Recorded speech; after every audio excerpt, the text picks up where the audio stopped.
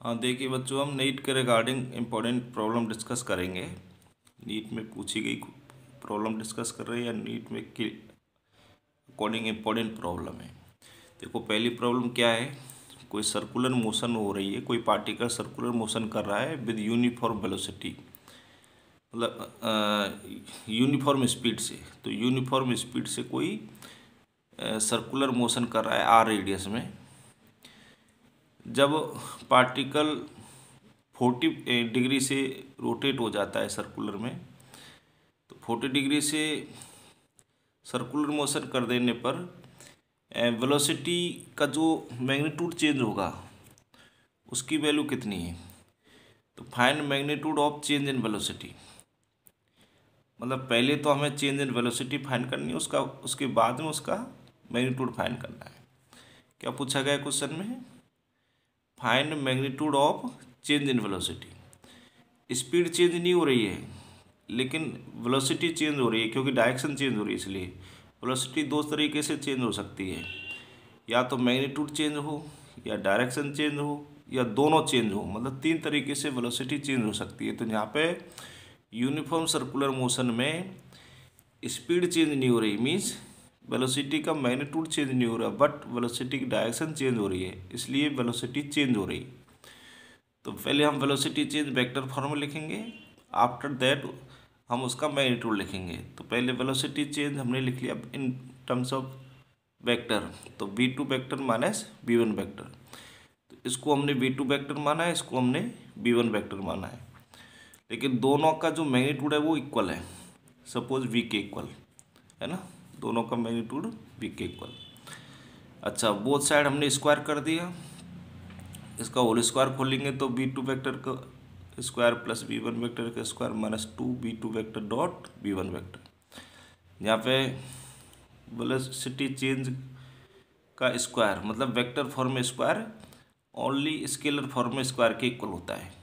किसी भी वेक्टर का स्क्वायर उसके मैग्नीट्यूड के स्क्वायर के इक्वल, या जो कह दो वेक्टर का स्क्वायर विदाउट वेक्टर के स्क्वायर के इक्वल होता है। तो यहाँ पे डेल्टा वी वेक्टर के स्क्वायर की जगह पर ओनली डेल्टा वी स्क्वायर लिख सकता हूँ। ऐसे ही ये वेलोसिटी v2 वेक्टर का स्क्वायर है, इसको मैं v2 वेक्टर का मोड का स्क्वायर लिख सकता हूँ।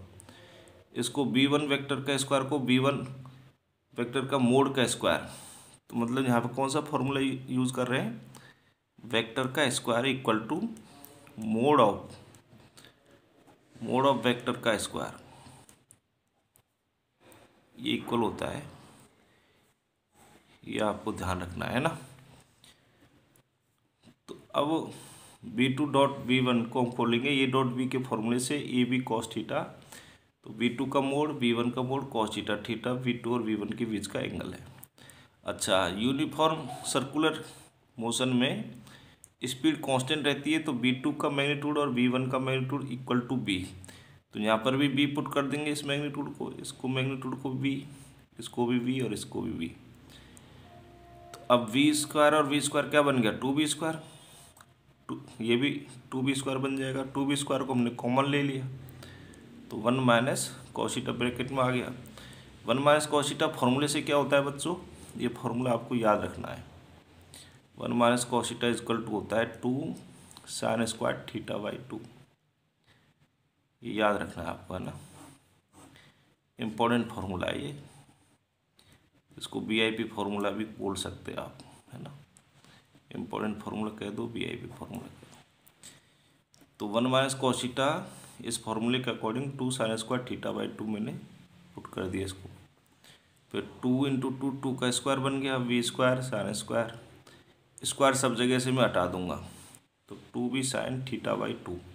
यहाँ पे थीटा क्वेश्चन में कितना है? 40 डिग्री। 40 डिग्री से ये रोटेट हो गया, तो यहाँ पे थीटा की वैल्यू यदि मैं 40 डिग्री पुट करता हूँ तो 40/2 कितना हो जाएगा? 20 डिग्री। तो ये वेलोसिटी चेंज का मैग्नीट्यूड डेल्टा वी क्या है यहाँ पे? वेलोसिटी चेंज का मैग्नीट्यूड। तो पहले हम वेलोसिटी चेंज स्टार्टिंग में कैसे करेंगे? वेक्टर फॉर्म में, उसके बाद में स्क्वायर हटा देंगे तो मैग्नीट्यूड आ जाएगा। तो इस तरीके से हम वेलोसिटी चेंज का मैग्नीट्यूड फाइंड करते हैं। तो ये एक फार्मूला निकल के आ गया, इस फार्मूले को आप हमेशा के लिए याद रख सकते हो। इस फार्मूले का किसी भी क्वेश्चन में यूज़ कर सकते हैं। जैसे जहाँ पे भी, जैसे इस क्वेश्चन में थीटा कितना दिख गया आपको 40, तो डायरेक्टली इस फॉर्मूले में पुट कर दो 40। एक बार तो मैंने प्रूव करके बता दिया, अदरवाइज हमेशा इस फॉर्मूले को याद रखेंगे। तो थीटा की वैल्यू 40 पुट करते ये 20, तो ये एक ऑप्शन में होगा वो, जो कि आंसर हो जाएगा हमारा। ठीक है बच्चों, एक ऑप्शन में ये होगा, वो हमारा आंसर हो जाएगा इस क्वेश्चन के लिए। बाकी ऑप्शंस में और कुछ होंगे जो कि नहीं होंगे।